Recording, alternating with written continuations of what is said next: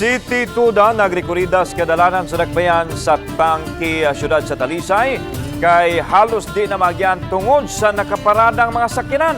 Ano ang detalye sa report ni Family Dumabo? Sa dayong pagsud pa lang sa eskina sa Barangay Tangke, mutagbo na kining nagkadiang sakyanan nga naalang daplin sedan.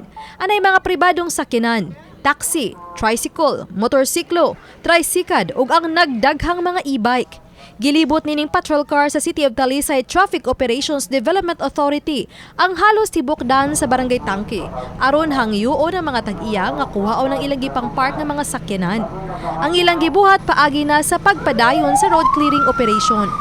Yes, nakadawat ta og dili lang kay sa barangay, nakadawat ta og mga report gikan sa concerned citizens nga magkagian dihan dapita nga grabe na kayo ang illegal parking sa Barangay Tangke.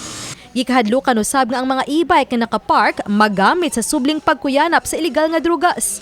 Usa sa rason nganong among gi-operasyonan sad is nakadawat ta og report nga dunay mga e-bike drivers nga nibalik sa ilahang operasyon sa illegal drugs and then gigamit ang ilang pagpamasahero isip ilang plantalya.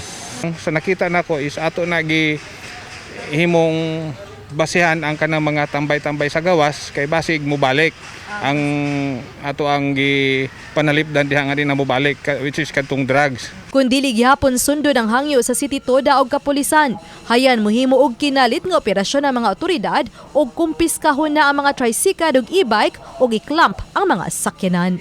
Uban ni Jun Solon, ako si Family Dumabok. Balitang Bisdak.